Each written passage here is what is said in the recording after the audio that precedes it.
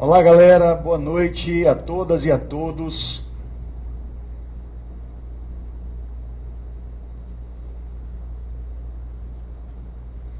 Só vou compartilhar aqui com o pessoal e a gente começa.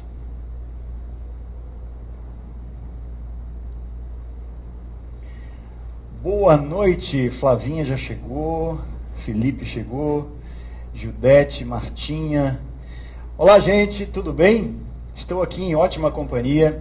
Trouxe aqui o Luiz Cláudio Corrêa, um amigo e uma pessoa que me ensina muito. Eu tenho aprendido bastante com ele, com os textos que ele faz, com as coisas que ele vem trazendo, e nada melhor do que a gente conversar sobre o que é verdade.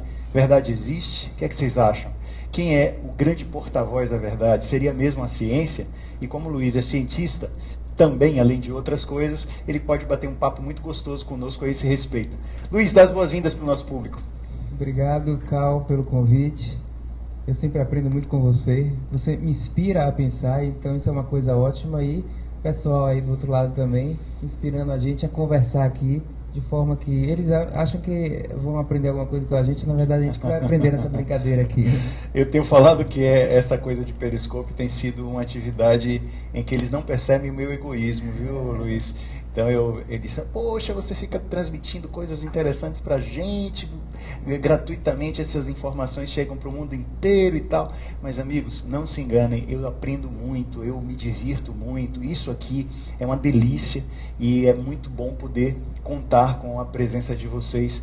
Uma ótima noite e, aliás, uma grande noite para você que é mulher, ok? Hoje é um dia muito especial e eu queria dizer para todas as mulheres que, nossa, que bacana, nossa gratidão e nossa admiração a quem vocês são. Feliz Dia Internacional da Mulher, um beijo no coração de vocês todas, tá joia? Muito bem, bem-vindos somos, bem-vindas e bem-vindos estamos aqui para bater um papo. Luiz, você gostaria de fazer uma apresentação? Quem é Luiz Cláudio Corrêa? Eu sou pai de Amanda e Melissa, marido de Suzana,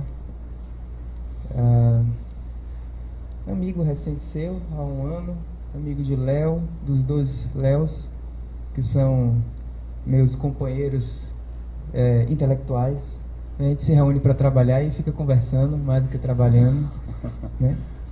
E profissionalmente sou médico, cardiologista, e tenho um foco em termos de foco acadêmico, né, de pesquisa e, além de pesquisa, ciência. Eu diferencio um pouco pesquisa e ciência, eu acho que a gente pode conversar sobre isso.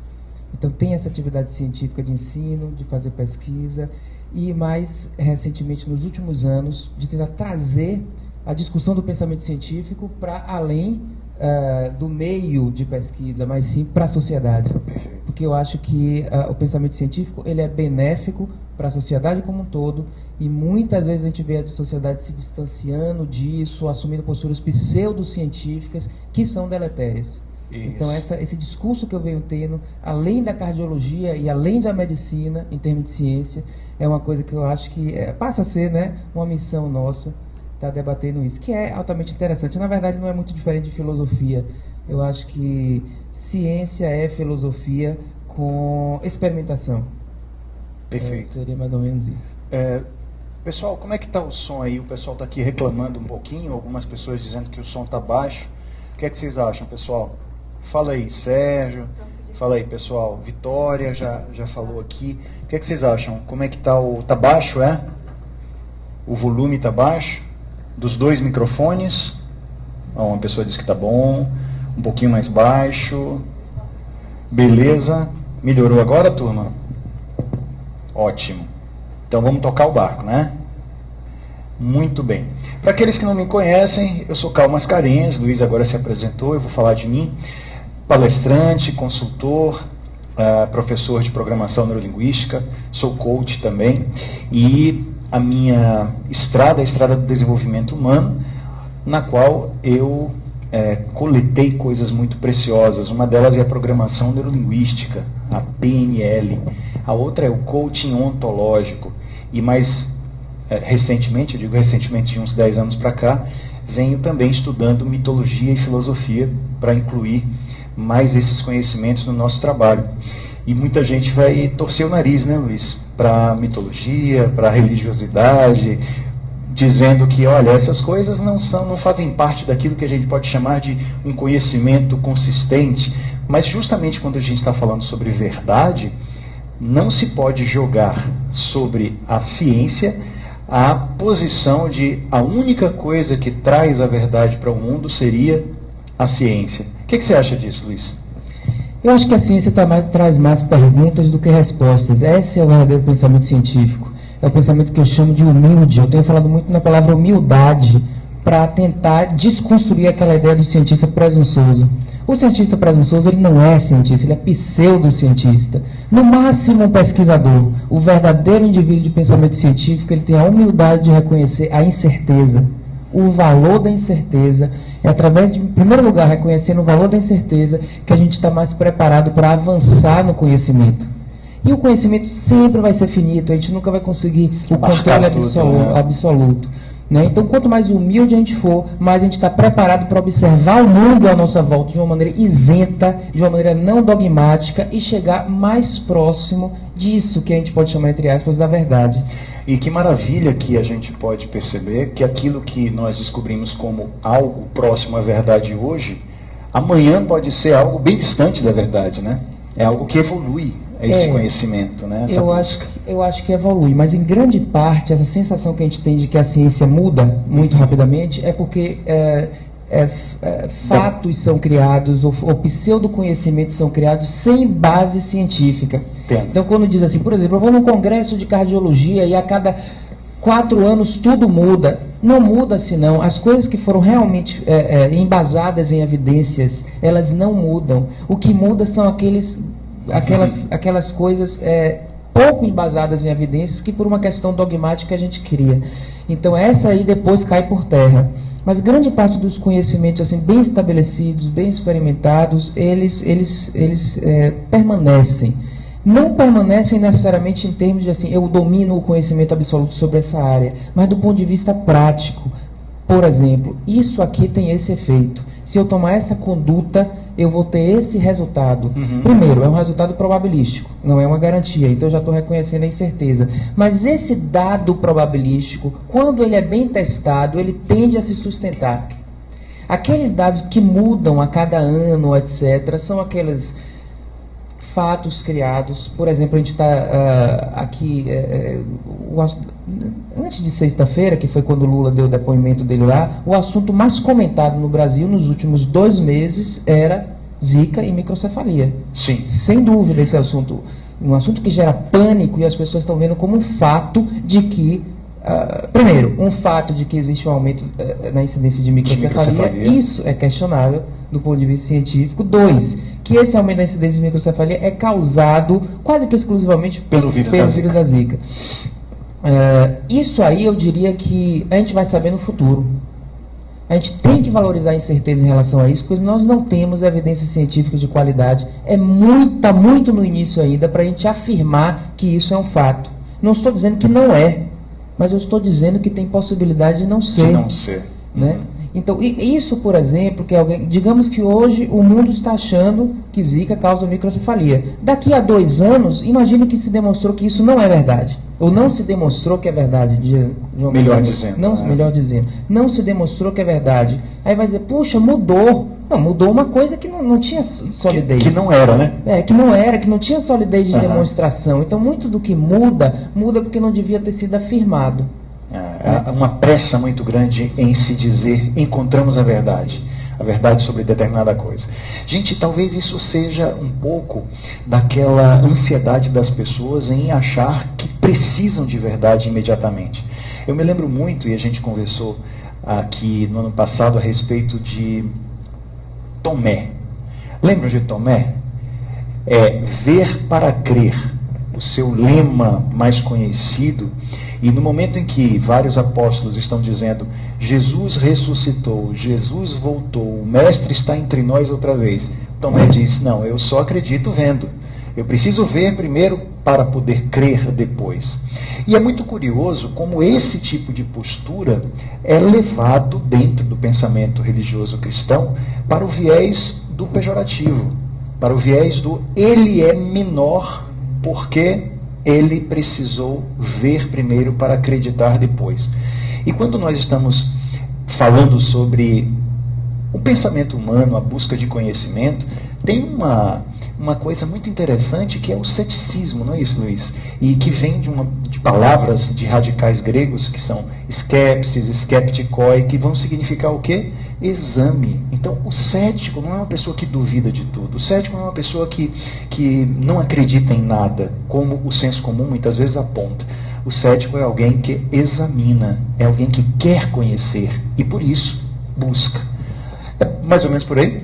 Eu acho que o cético é uma pessoa mais aberta para o mundo do que o dogmático. O dogmático não é aberto para observar o mundo da sua volta. Ele acha que é aquilo e pronto, ele não quer nenhum argumento diferente. O cético está aberto, ele quer observar, ele quer investigar.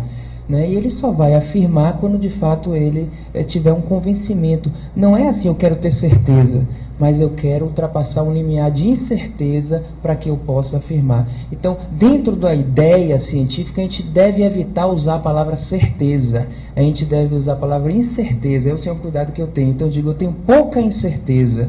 Eu não digo, eu tenho muita certeza. Né? Então, a gente sempre vai ter incerteza. Então, a gente vai acumulando evidências até que a gente ultrapassa um limite de incerteza, onde o meu nível de incerteza é baixo o suficiente para eu considerar aquilo uma verdade, mas sempre vai existir uma probabilidade. Né? Entre a estatística é isso. Né? As pessoas acham que estatística é uma forma de provar alguma coisa. Não, estatística é uma forma de reconhecer ou de mensurar a sua incerteza. Perfeito, perfeito. Gente, de tempos em tempos a gente vai dar uma paradinha, como agora que a gente completou 15 minutos de papo, a gente vai dar uma paradinha para olhar para vocês, tá? Então a gente vai desenvolver os nossos raciocínios, vamos estender um pouquinho a nossa abordagem, mas assim, uns 15 em 15 minutos a gente dá uma paradinha para olhar o que é que vocês estão nos transmitindo, tá? E as dúvidas. Mas nesse primeiro momento eu gostaria que vocês colocassem, como a gente sempre costuma fazer, o primeiro nome e a cidade de onde você está falando. Vamos lá? Queremos saber de onde vocês estão teclando conosco e participando aqui no nosso papo de hoje. Onde é que o Luiz trabalha? Jane de Sorocaba, Rodrigo de Miami, bacana, Paulo de São Paulo, Lucas de Salvador, Patrícia do Rio, Pati Barbosa, Ana de Jundiaí, Gabi de Belém, Rosimeire do Rio de Janeiro, Lilian de Salvador, Nádia de Goiânia, Nara Feira de Santana, Adriana, Laís. Gente, quanta gente, porque não estou dando conta de ler aqui. Marcos de Irecê, Sandra, Vitória de Petrolina, Felipe Argolo, Salvador, Ana Nélia, Fortaleza, Tânia Salvador. Bacana, gente. Felipe do Tibé. Será, Felipe? Patrícia, Lula, Lubrandão, Wendel, Cruz de Vitória, Suleima de São Paulo, Eli, Ítala de Itabuna, Mato Grosso, representado aqui pela Sandra, Marcos de Matrinchã, Goiás, Natal, Rio Grande do Norte, Ana Rita, Itaberá, São Paulo, Fortaleza, bastante. Fernanda Lopes é minha aluna. Ela está em Boston mesmo? Boston, em bacana. Oi, não. Jequiel, Marisa é minha professora. Opa, sejam todas e todos muito bem-vindos, tá bom? Muito bom poder conversar com vocês e trocar essas ideias, tá certo? Com vocês que estão aí. E se vocês quiserem também, a partir de agora, mandar algum alô para nós, com alguma pergunta a respeito do tema, fiquem à vontade. Depois a gente vai continuar o papo e estender um pouquinho mais as nossas abordagens, tá bom? Bom, nosso papo é sobre verdade, quem é que tem a verdade, ou que pode conseguir a verdade, quem é que pode alcançar, se é que ela é alcançável, ou será que o caminhar é esse mesmo, cada vez um pouco menos incertezas, né? E eu me lembro de uma frase de Lacan, na psicanálise, Luiz, em que ele dizia o seguinte: o real é o impossível, querendo colocar que todas as vezes em que nós estamos tentando entender o real, estamos fazendo interpretações que têm a ver com a nossa capacidade de percepção. E toda vez que estamos colocando no mundo a nossa capacidade de percepção, isso significa que estamos também limitando a nossa percepção, porque a nossa capacidade de percepção é limitada. Então, existe uma coisa que eu acho interessante, que é uma frase que vem dessa ideia, que perceber é reduzir. Toda vez que eu percebo, eu estou reduzindo àquilo que eu sou capaz. Se a gente fosse levar essa ideia para o pensamento da pesquisa ou da ciência em si, quer dizer, quanto mais eu aumentar a minha capacidade de percepção, ou de aferimento, ou de recursos para as minhas pesquisas, mais eu me aproximo de algo mais próximo daquilo que a gente pode chamar de real. Mesmo que seja inalcançável, mas eu me aproximo um pouco mais. Seria por aí? Sim, então eu chamo assim, o que a gente... primeiro, a nossa percepção, Kant falou isso, né? A percepção, na realidade, é o resultado da interação dos sentidos com o inconsciente. Então, de cara, a gente já tem uma influência do inconsciente nos sentidos. Para que a gente se previna em relação a isso, existe metodologia científica. Então, a gente tem deficiências de percepção. Primeiro, porque o inconsciente influencia. Segundo, porque a própria percepção pode ser limitada. O que a metodologia científica tende a fazer? Reduzir as ilusões do mundo real. O mundo à nossa volta, quando a gente olha ele sem a lente científica, a gente tem falhas de percepção. Seja pelo inconsciente, porque a gente tem uma interpretação enviesada em relação àquilo, seja porque a gente falha mesmo em medir as coisas. Né? Então o método científico tenta minimizar isso que a gente chama de viés, que é erro sistemático. Eu estou olhando para uma coisa, estou medindo errado, porque a minha ferramenta de mensuração não está boa, ou porque eu não estou fazendo uma avaliação, digamos, cega. Por isso que os estudos às vezes são duplos cegos, para que você avalie uma coisa sem a influência do inconsciente, que é inevitável. Não é desonestidade, não.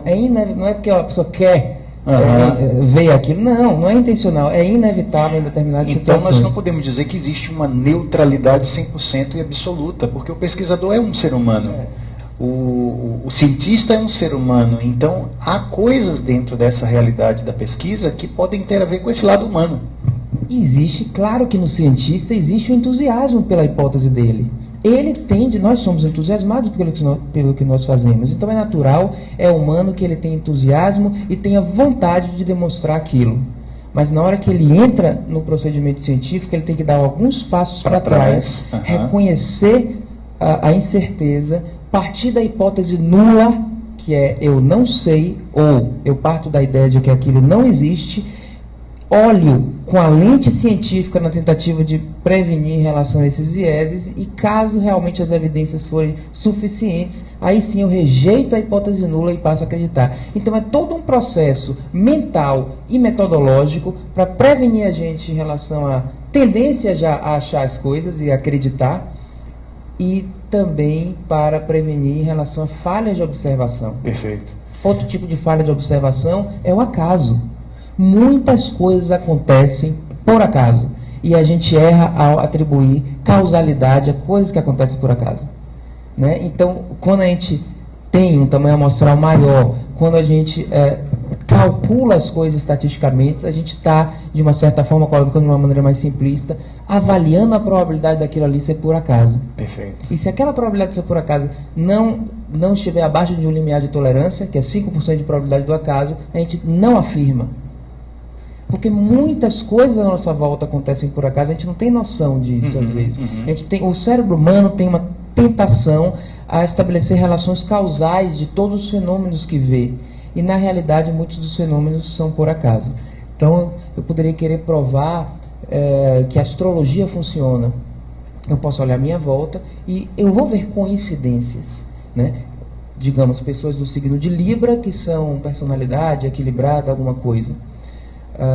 Normalmente são pessoas muito refinadas, são pessoas que às vezes elas saem de um prato da balança mais tranquilo e partem para o outro prato da balança que é mais irascível e incontrolável. Enfim, são as características que dizem do libriano, tá? Tem libriano aqui na sala? Tem, eu.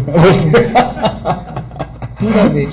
Mas, então, se a gente já entra com viés de confirmação, Ou seja, dizendo isso é a verdade. Quando você encontra uma coincidência, você vai validar a sua crença. E a gente vai ficar um pouco cego, uma visão seletiva para as não coincidências. As não coincidências não vão chamar atenção. Ou foi o ascendente que foi responsável por aquela diferença. E as coincidências vão validar a gente. O que é que a gente tem que fazer? Entrar de uma maneira isenta, ou seja, cética. Cética, sim. Né? Querendo examinar mesmo. E examinar como? Examinar em primeiro lugar o acaso.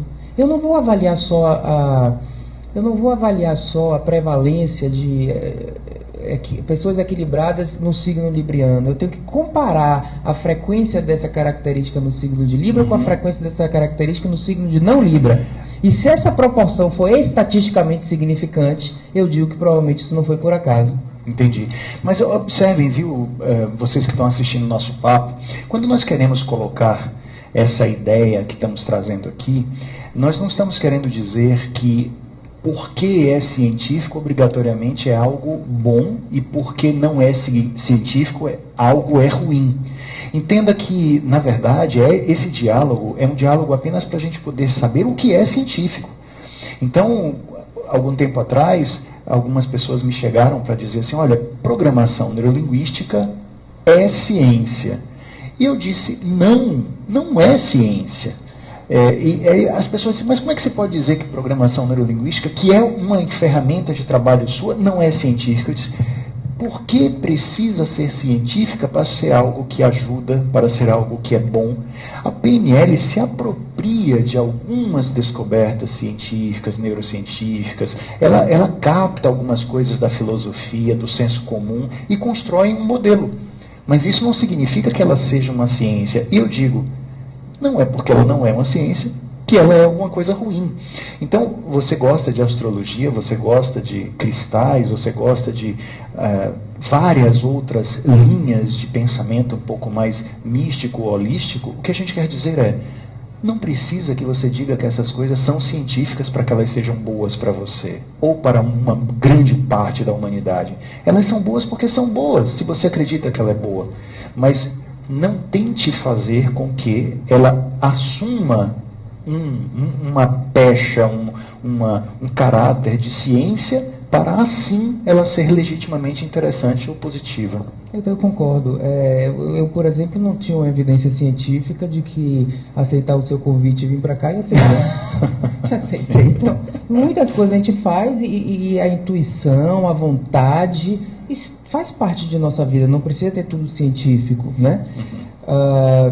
A mente humana procura o místico, é natural isso, desde o início da humanidade. Então isso não é ruim. Fantasias são coisas importantes na nossa vida, né? Fantasia é uma coisa boa, fantasiar, eu ir para Disney, você foi para Disney com seu filho recentemente, fantasia é uma coisa maravilhosa, né? Então, fantasia é bom. Agora, há certas situações onde a gente vai afirmar numa construção de um conhecimento ou aplicar um conhecimento em determinadas situações, por exemplo, situações médicas, sim. onde o cliente não espera que a gente esteja fazendo fantasia. Perfeito. Entendeu? Então, se eu perguntar a um cliente meu, vem cá, você quer que eu seja baseado em fantasia ou baseado em ciência? Provavelmente o cliente vai querer que eu seja baseado em ciência. E mesmo os que se baseiam em fantasia, eles se travestem de ciência.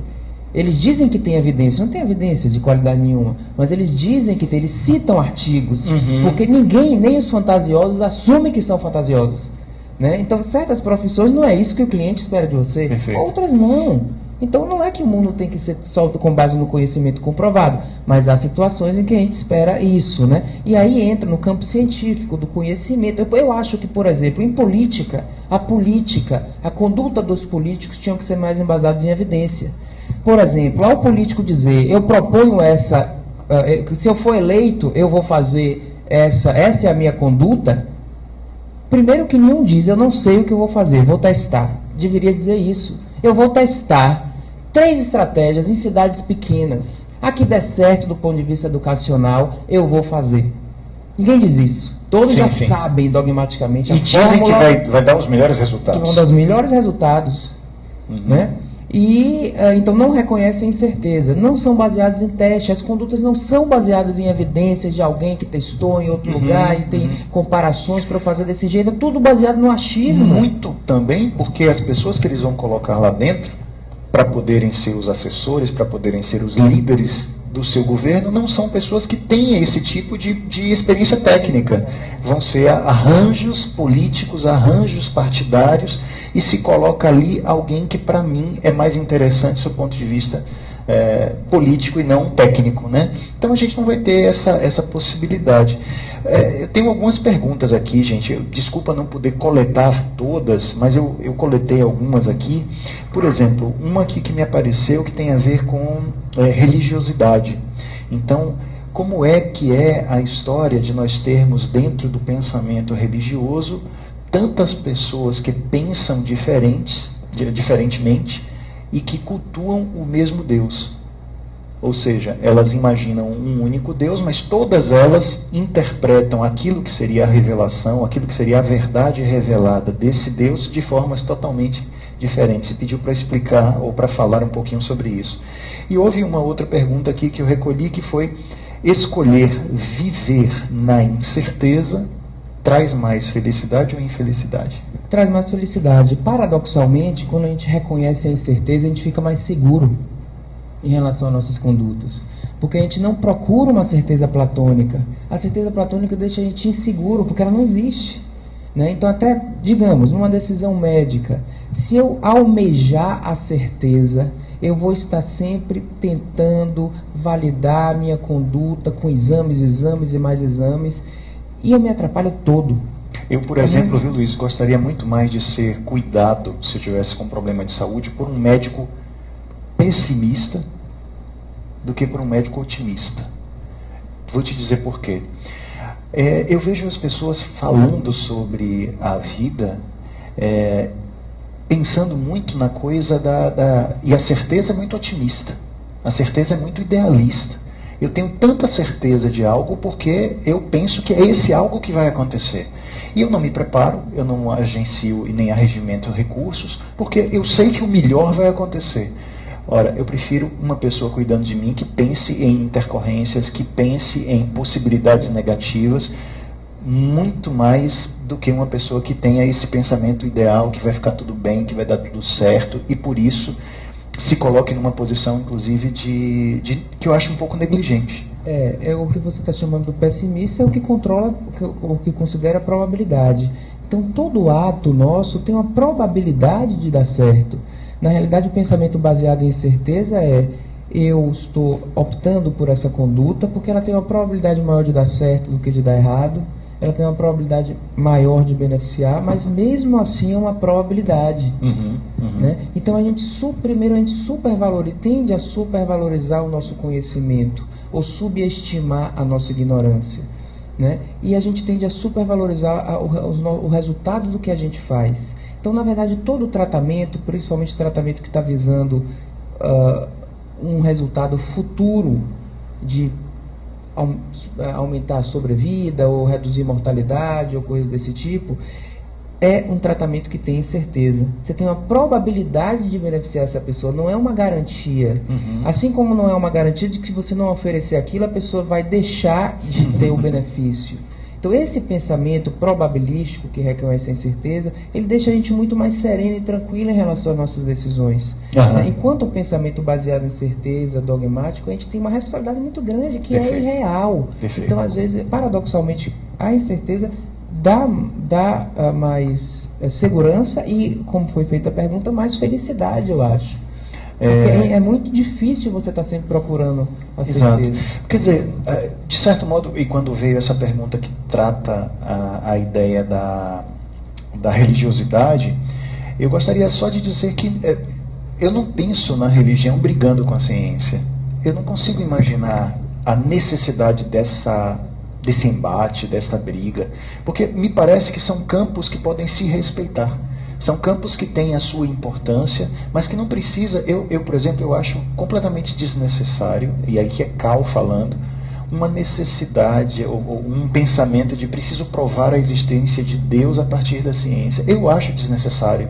Eu acho que não precisa esse tipo de realidade, há elementos na nossa vida que você não precisa provar, que você não tem a necessidade de provar. Você simplesmente vive essa coisa, vive essa realidade. Eu acho que também você não tem a necessidade de afirmar que aquilo é verdade para o mundo inteiro, ou a verdade minha, para o universo. A sua verdade faz bem para a pessoa que acredita. Né? Eu acho que as próprias pessoas concordo que a ciência não tem por que tentar provar a existência de Deus. Do mesmo jeito que um religioso não precisa provar a existência de Deus. Não precisa dizer que... Porque existe um argumento, como eu tenho muita fé, eu tenho certeza que existe. Não é diretamente proporcional à força da fé. Na verdade, não importa se o conceito universal para a pessoa está funcionando. Eu acho que talvez isso, ciência, seja diferente de religião.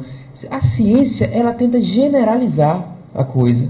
Na hora que você demonstra, que a gente chama de prova de conceito, aquilo é generalizável. Reduzir colesterol reduz infarto. Isso é generalizável. Para qualquer pessoa que reduzir colesterol, ele reduz a probabilidade de ter um infarto. Já quando a gente está falando em religião, a espiritualidade, cada pessoa tem a sua verdade. Não tem como eu fazer um ensaio clínico e generalizar. Entendi. Né? Então, se aquilo é uma verdade para a pessoa, foi com você, antes da gente começar, você estava comentando do post que eu coloquei no Natal de Papai Noel, onde eu discutia, baseado em evidência, se Papai Noel existe. E eu dizia, olha, puxa vida, se a gente acredita em Papai Noel, se nossa família acredita em Papai Noel, vai aparecer um presente ao lado da cama da criança no dia de manhã. Então é claro que ele existe se você acredita. Né? Então realmente não é um problema na minha cabeça. Às vezes as pessoas perguntam nessas discussões, você acredita em Deus, você é religioso, alguma coisa. Não é um problema, isso não é um problema que eu fico pensando se existe ou não. Para mim, realmente não é. Não é uma questão para mim. Nos cursos que a gente faz aqui de programação neurolinguística, nós trabalhamos muito com crenças. E uma das coisas que nós trabalhamos dentro da ideia de crença é que a crença promove uma percepção de determinados tipos de realidade que as confirmem. Então, eu acredito tanto numa coisa que eu fico muito atento a todos os eventos que podem provar ou podem trazer a evidência de que essa crença é uma realidade. Por outro lado, a crença também tem uma habilidade fantástica em fazer sumir da minha vista todos os eventos que poderiam mostrar o contrário. Então, quanto mais eu acredito em algo, e se eu for uma pessoa dogmática, eu vou procurar 1000 evidências, mesmo que eu não queira, para, entre aspas, comprovar que essa minha crença é uma realidade. É o que os psicólogos chamam de viés de confirmação. Você parte daquele, por isso que no raciocínio científico você não pode partir da crença. Você tem que partir da não crença, que é a hipótese nula, que aí você vai se prevenir em relação ao viés de confirmação. Então, voltando à questão da astrologia. A astrologia é algo altamente lúdico, interessante, eu acho, do ponto de vista de você conversar, numa roda de amigos e etc. Mas se você quiser generalizar para o mundo, isso existe, e atenção, vamos todos agora, porque se isso existir, a gente tem que usar isso como uma ferramenta, como médico, como político, como coisa. Puxa, não vou deixar de usar uma coisa que eu posso prever que existe, que está aí. Né? Então, isso realmente é uma verdade generalizável, e isso foi testado cientificamente. Como? Primeiro, os cientistas reconheceram a dúvida. É ou não é? Depois, eles cegaram o astrólogo, o astrólogo que faz mapa astral. Cegaram, ele fez mapa astral, sabia os dados lá, sem saber quem era a pessoa. Certo. E houve coincidências, mas o que é a diferença da leitura científica e da leitura crente? A leitura crente, como você exatamente falou, ela se liga nas coincidências e se desconsidera as não coincidências. No científico, no estatístico, eu vou computar as duas coisas e vou comparar a proporção de coincidência com o signo, nesse signo, coincidência da personalidade equilibrada no signo de Libra e da personalidade equilibrada do signo não Libra. E a diferença não foi estatisticamente significante, não rejeitando a hipótese nula de que isso não é algo generalizável, vamos dizer assim. Então, a gente pode testar cientificamente certas crenças. Com religião, pode ser testado cientificamente benefícios da religião. Sim, sim. Pode ser testado cientificamente. Por exemplo, você pode fazer uma ressonância magnética funcional, um estudo funcional do cérebro, e ver quem é mais feliz. Pessoas que têm fé ou pessoas que não têm fé nenhuma e nada, etc. Provavelmente isso é demonstrável. Muito bacana, porque é possível você testar como é que são os sinais dessa pessoa quando ela está meditando, né? Quando ela está orando. E isso já foi feito, né? Existem muitas pesquisas nesse sentido, e os aparelhos, a evolução dos aparelhos de imagem funcional nos deram esse tipo de contribuição para o estudo da neurociência. Eu me lembro muito de um livro de filosofia, de um autor que eu gosto muito, chamado Alain de Botton. Ele é um cara que traz a filosofia muito para o cotidiano. E ele escreveu um livro chamado Religião para Ateus. E nesse livro ele fala assim, olha, eu não quero que você imagine que eu estou hipervalorizando a religiosidade. Eu estou querendo confirmar resultados que eu percebo nas pessoas que têm uma religião. Então eu percebo que as pessoas se socializam mais facilmente, elas têm mais facilidade de lidar com algumas emoções. Então eu estou pensando assim, mesmo que você seja ateu, talvez seja benéfico para você se você frequentar um grupo religioso, se você estiver num templo religioso, se você tiver práticas religiosas.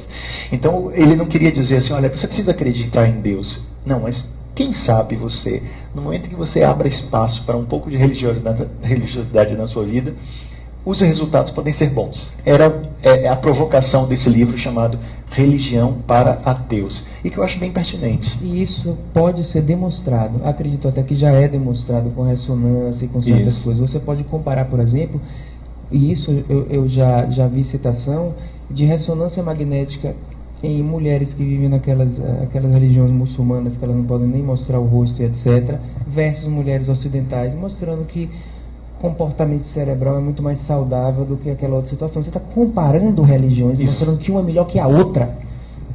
Veja como a ciência pode chegar em relação a resultados. Né? Veja como a ciência pode chegar. Então, acho que é até uma coisa que dá para estudar. Né? Agora, não competir não é necessariamente uma competição. Eu acho que chega num ponto até de convergência entre ciência e religião. Se a gente entende como coisas diferentes, elas podem convergir. Da mesma forma que eu precisaria saber, digamos, enquanto gestor de um hospital, eu acho muito importante eu saber se a reza reduz mortalidade de pacientes graves.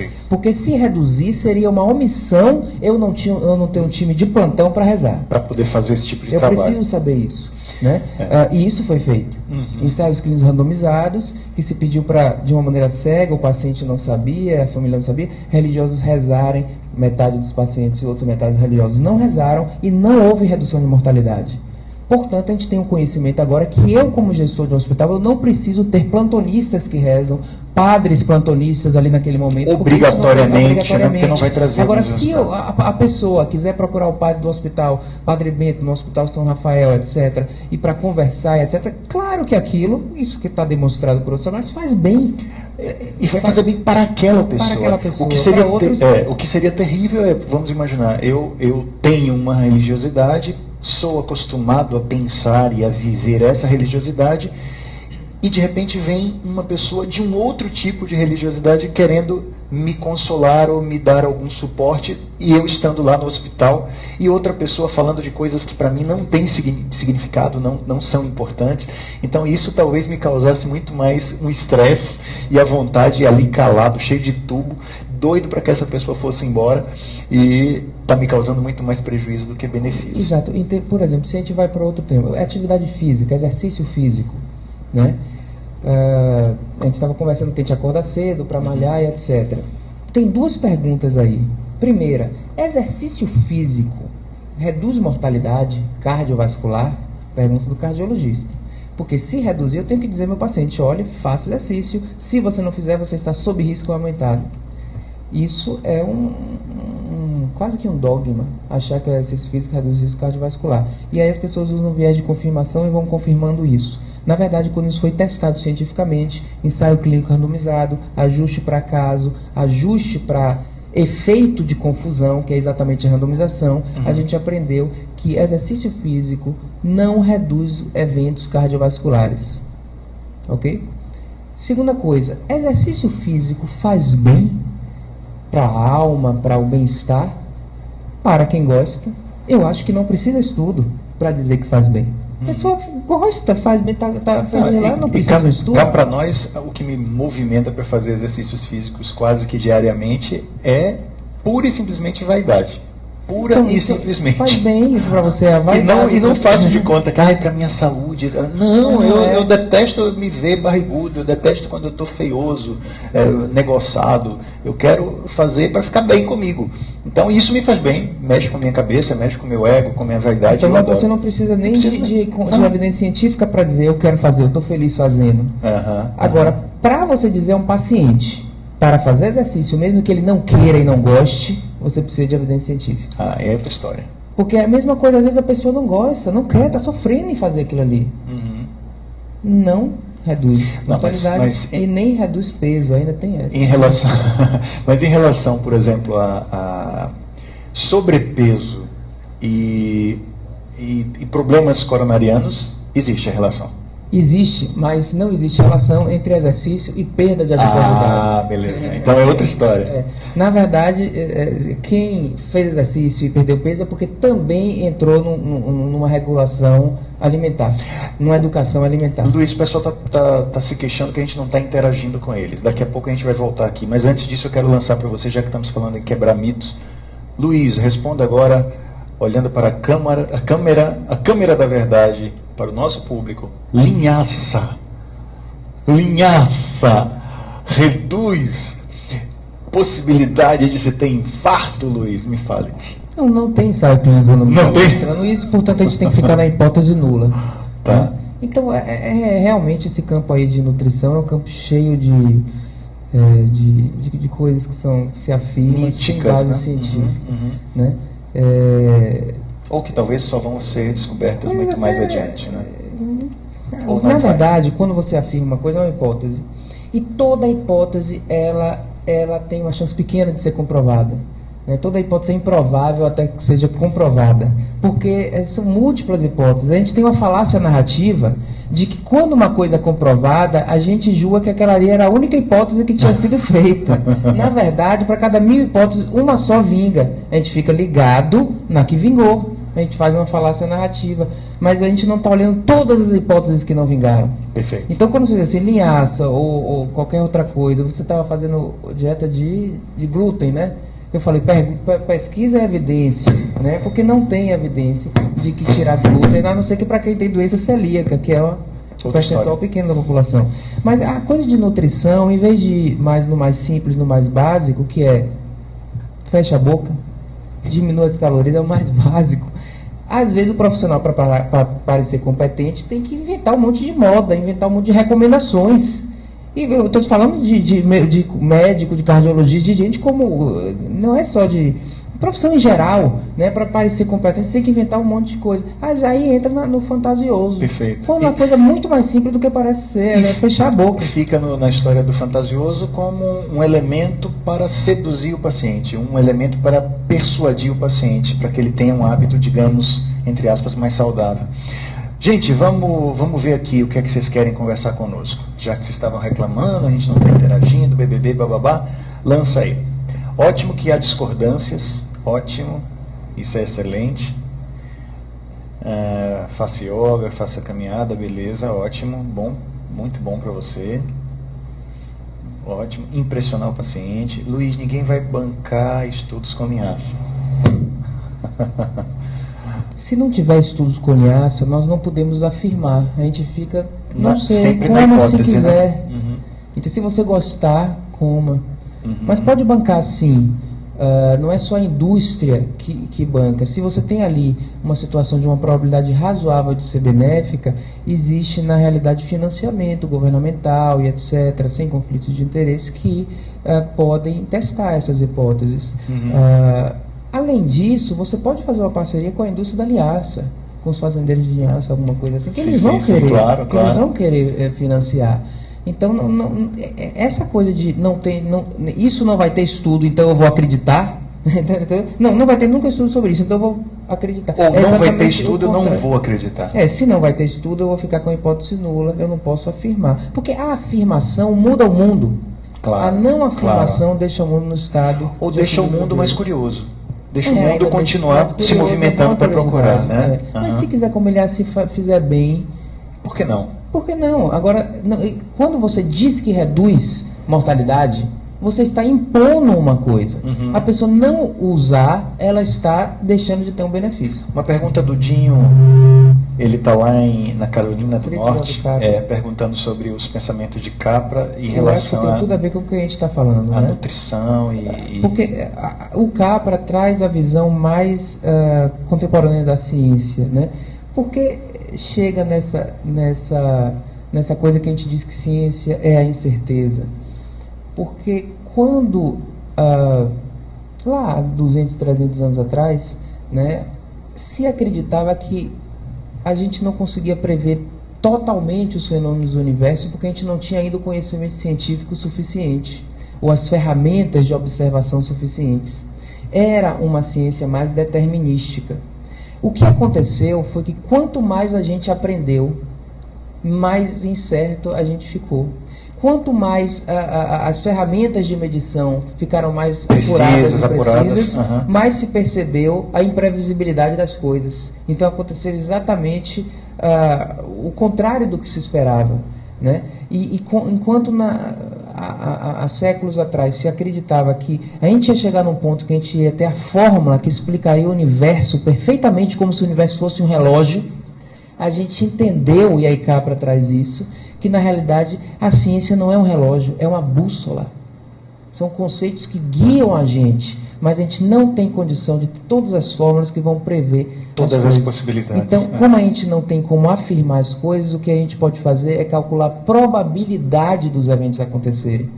E aí a gente reconhece incerteza. Então, Capra, porque vem a coisa da física quântica, né? Ele abre, né, uma possibilidade de entendimento um pouco mais ampla, um pouco diferente, digamos assim. Tem duas perguntas aqui. A primeira foi, então, no final das contas, o homem é a medida de todas as coisas? Eu vou deixar para você responder. Eu acredito que nós fizemos um grande passo no sentido do crescimento quando nós começamos a trazer para o homem o pensamento de muitas realidades. O Renascimento fez isso conosco e nos tirou de uma era em que tudo era Deus, né? E tudo... Acho que dá para a gente diminuir... É o seu? De que tudo era Deus, de que tudo seria respondido por Deus. E de repente o homem viveu catástrofes terríveis no decorrer da sua história, como por exemplo a peste negra, dizimando uma parte muito substancial da população inteira da Europa, e de repente as pessoas disseram, vem cá, se Deus é um protetor, se Deus é um pai, se Deus é bondoso, por que uma coisa dessa não está sendo resolvida por vocês religiosos? E de repente vieram, digamos, sábios árabes que começaram a verificar quais são as evidências em relação a como fazer com que essa peste fosse, né, contida. E de repente se descobriu que havia uma relação entre os ratos, havia relação entre as pulgas, havia essa relação de onde vinha aquela doença, e aí a gente começou a ter uma mudança do quadro. E as pessoas disseram, puxa vida, olha só, ainda dentro da Idade Média, não é Deus que vai resolver tudo. E aí vem outros e dizem, puxa, mas vem cá, será que Deus também não colocou nas mãos dos homens a sua própria força? Será que ele não está dizendo assim, as minhas mãos na terra são as suas, os meus olhos na terra são os seus? Entenda, conheça, procure, descubra, não fique esperando soluções mágicas.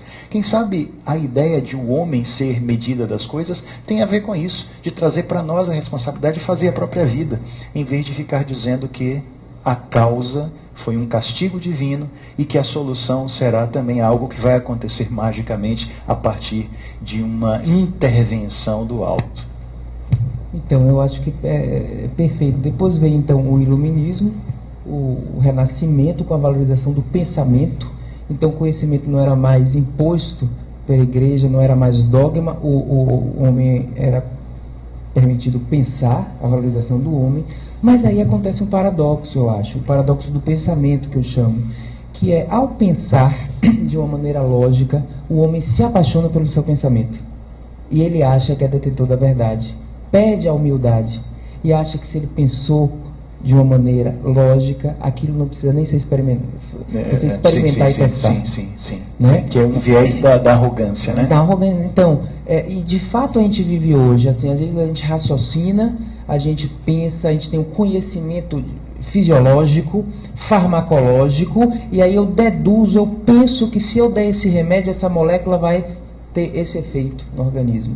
E isso é plausível biologicamente. Mas a gente está repleto de exemplos de coisas muito plausíveis, mas que quando foram testadas na prática, o resultado foi ao contrário do que a gente pensava. Então, aí, muitas vezes, quando o homem é permitido pensar, e pensa com a razão, pensa com raciocínio lógico, ele se apaixona pelo seu pensamento. Então, ele sai do dogma que estava imposto e ele cria um autodogma. Então, e ele deixa de ser científico de novo. Né? Então, o que é medicina baseada em evidências? Eu tenho que ser menos teórico na medicina baseada em evidências. Eu não posso supervalorizar minha capacidade de teorizar. Tenho que ser humilde e tenho que testar na prática. Perfeito. Então eu saio do conhecimento de o que é para dizer assim, eu só quero saber como eu devo agir. Mesmo que eu não saiba os mecanismos por trás disso, essa ação tem maior probabilidade de benefício do que a outra. Vem uma pergunta aqui, eu acho que foi da Vitória, de Petrolina. Luiz, uma pergunta muito dirigida a você, enquanto médico. Como você se sente quando você não consegue encontrar um diagnóstico para um paciente? Como é que é a sua sensação? Eu me sinto normal, porque todo diagnóstico é probabilístico. Até quando a gente diz encontrei o diagnóstico, ou nós médicos usamos o termo fechei um diagnóstico, esse fechei é probabilístico. Quando eu afirmo que o paciente tem uma doença X, aquilo ali representa mais ou menos uma probabilidade que passou de 80% a 90% dele ter. Então a gente tem que aprender a viver com a incerteza. Mesmo quando eu encontro o diagnóstico, esse é uma probabilidade daquilo ser verdade. E tem situações onde realmente as coisas são mais imponderáveis ainda. Na verdade, aquilo ali é causado por uma multiplicidade de fatores, não um único fator, uma multicausalidade. Então a gente tem que entender que muitas vezes as coisas são assim. Se eu acho que isso é uma falha minha, eu estou procurando em todos os casos um raciocínio de certeza, que é uma certeza platônica. Quer dizer, eu acho que beira essa questão da arrogância, né? Eu tenho que sempre ter. Eu tenho que sempre encontrar, eu tenho que sempre saber. Então o médico, ele muitas vezes tem um raciocínio mais cartesiano, ele espera ter um diagnóstico de certeza, ele espera saber fazer um prognóstico bom, daí surgem os milagres, porque o médico diz assim, olha, você vai viver durante 3 meses só. E aí a pessoa vive 1 ano, milagre. Perfeito. Não, o 3 meses era uma probabilidade. Claro que tem uma variação aí, um desvio padrão muito grande acontecendo aí. Entendeu? Então, e tratamento do mesmo jeito. Você trata 40 pessoas para uma se beneficiar. Claro, e assim, isso cada um de nós já testou, já viu na vida acontecer. Meu pai, por exemplo, que foi uma pessoa que teve um câncer de uma morbidade muito, muito séria, né? Ele foi cirurgiado e depois da cirurgia o médico nos disse que provavelmente ele teria uma sobrevida de 1 ano.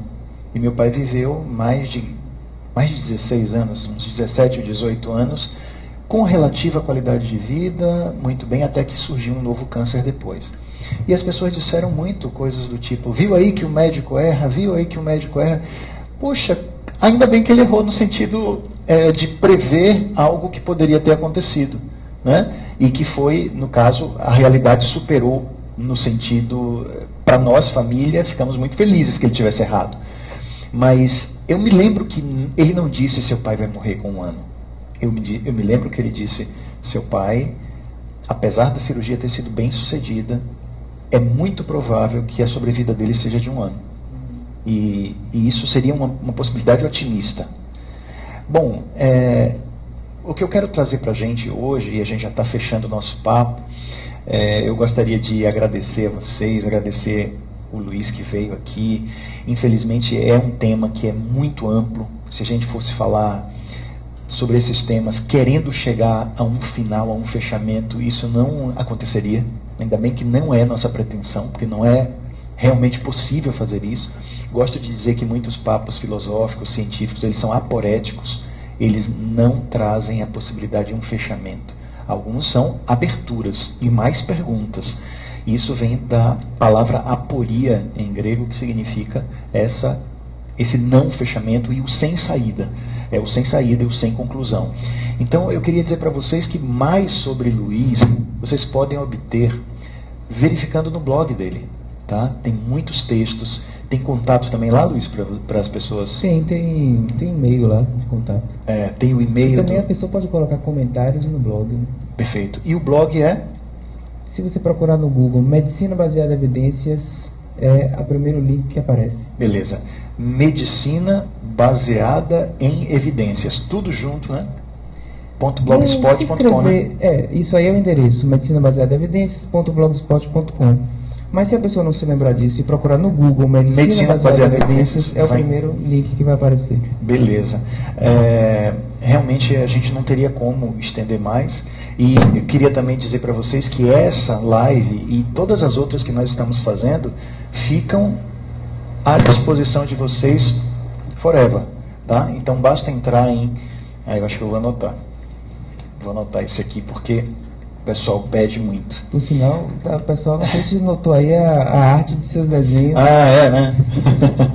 Então procurem, viu, gente, ó. cat.me/calmask. Se vocês procurarem, entrar www.cat.me/calmask, vocês vão encontrar todas essas lives lá à disposição de vocês. Para quem quiser amanhã estar conosco, teremos uma outra também, 21h30, onde nós vamos falar sobre a deusa Afrodite. Mitologia grega é o tema de amanhã, tá? Afrodite, mãe de Eros, deusa da sedução, do amor, da sensualidade, ó. Papo muito cabeça e muito bom para todos nós. Eu vou ter aqui comigo nossa querida Susan Furtado para conversar, e ela é uma pessoa muito querida, é uma psicóloga que estuda a análise junguiana e vai trazer referências bem bacanas para nós. E na quinta-feira a minha palestra será sobre sucesso, felicidade e interrogações, reflexões sobre o sentido da vida, que é o meu tema. Basearei em coaching ontológico, programação neurolinguística e filosofia. A gente vai conversar aqui na quinta-feira sobre esse tema. Por que eu batizei essa palestra de sucesso, felicidade e interrogações? Porque, gente, eu não tenho as respostas. Eu não vou conseguir dizer o que é que você tem que fazer para ter sucesso, o que é que você tem que fazer para ter felicidade. Eu vou trazer talvez mais interrogações para você. E essas reflexões, inclusive, se essa ideia de sentido da vida existe ou não, que é uma grande pergunta.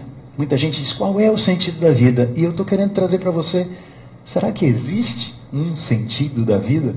E essa vai ser a nossa investigação e o nosso papo da quinta-feira.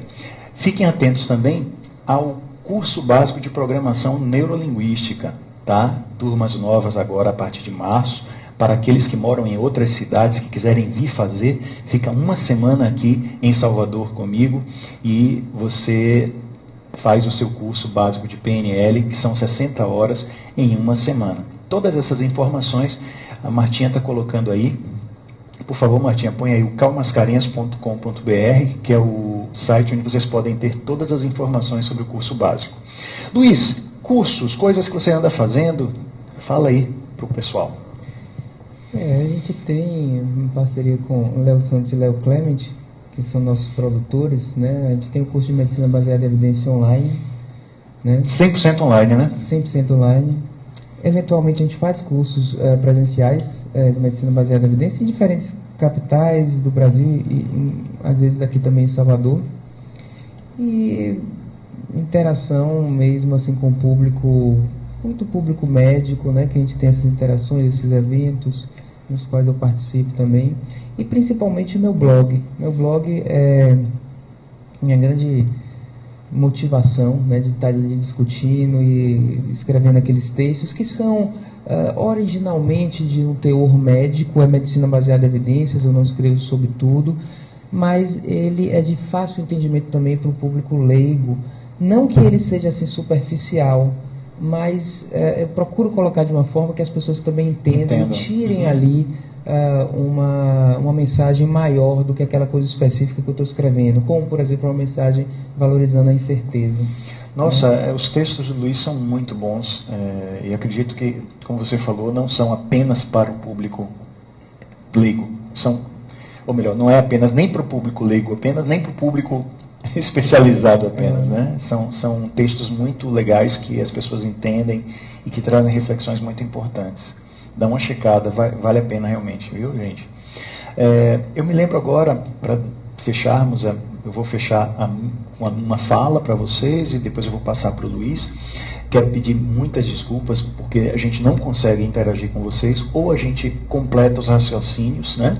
Ou a gente fica acompanhando e tentando responder. Eu ainda não consigo essa dinâmica, eu acredito que é algo que a gente está construindo, e peço para vocês essa compreensão, né, de que não dá para responder tudo.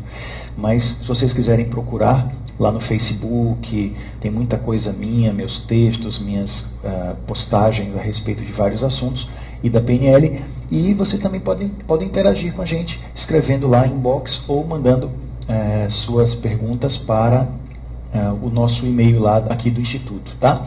Mas eu quero fechar, Luiz, trazendo um pensamento que eu acabei memorizando, me tocou tanto, que faz parte de uma peça de teatro chamada A Alma Imoral. Eu gosto muito, foi baseada num livro do Newton Bonder, um rabino, e é um monólogo da Clarice Nisquier. Eu já vi esse monólogo 3 vezes, e quantas vezes eu posso, eu vou assistir. E há um momento nessa peça que eu fui tão tocado por ele que eu memorizei.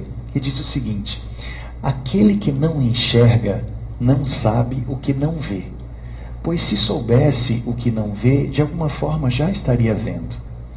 Já aquele que vê pensa que tudo o que vê é o que é. Mas se ele soubesse que nem tudo o que vê é o que é, aí já estaria vendo o que não vê. Eu acho isso é mais do que um jogo de palavras, se você prestar atenção. É algo que fala sobre tudo isso que nós conversamos aqui, a respeito de deixar de lado a arrogância de querer saber tudo e começar a se tornar uma pessoa mais cética, no sentido do exame, no sentido da busca, no sentido de não se conformar com as primeiras coisas que aparecem e investigar um pouco mais.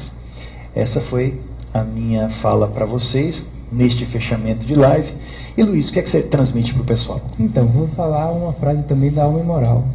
Eu gosto muito de uma frase que diz mais ou menos assim: que tradição é estagnação e traição é evolução. Então eu gosto muito desse conceito de traição, da gente trair nossos paradigmas vigentes. E esse é o valor da incerteza. Quando eu digo eu não sei, eu estou traindo dogmas. Então, o pensamento científico é aquele que questiona o tempo todo. A gente tem que ter coragem de pensar diferente, de provocar mudanças de paradigmas quando elas precisam ser. E isso é traição. A gente falou muito em incerteza. Isso parece que, do ponto de vista profissional, é um médico que não sabe nada ou não quer assumir nenhuma responsabilidade. Não é isso. É exatamente o médico que reconhece a incerteza que ele está agindo com mais responsabilidade. Não significa que ele não tem conduta, não. Significa que a conduta dele é muito mais calculada quando ele reconhece a incerteza dela. Ele está vendo a probabilidade de ser benéfico, a probabilidade de efeito adverso, e ele está computando tudo isso. Ele está sendo muito mais científico. Reconhecer a incerteza não é dizer eu não sei o que fazer. Eu sei que essa atitude é a atitude mais racional, com base em evidências científicas. Não estou chutando. Não quer dizer que ela vai ser a conduta certa, a não ser que eu tivesse uma bola de cristal para saber o que é que iria acontecer. Mas em termos de probabilidade, ela é a mais racional. Esse médico é um médico seguro, ele sabe o que fazer. Ele só não sabe se o resultado é garantido. Ele não coloca uma garantia de resultado, né? Porque não há garantia nisso. Ele mas é uma pessoa segura, né? com base em conhecimento, que ele não pode dar. Então ele não é fantasioso, né? Eu vi uma pergunta ali muito boa que disse: você acredita em medicina holística? Qualquer medicina tem que ser holística. Você tem que olhar o indivíduo como um todo. É a mesma coisa. Perguntar: você acredita em medicina?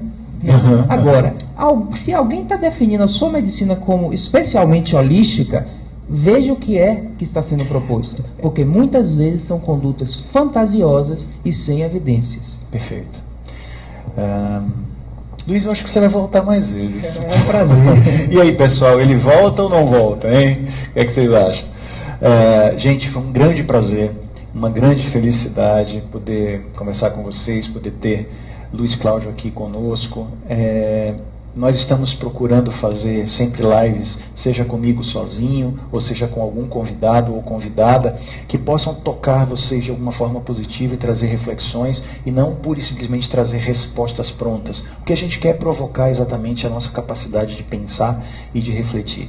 Lembrem sempre de um pensamento do filósofo francês Michel Foucault, que dizia: quando escrevo um livro, não escrevo porque sei. Seria um engano pensar assim. Eu escrevo justamente porque não sei. E no processo de escrever, eu construo e desconstruo meu pensamento. Eu construo e desconstruo quem eu sou.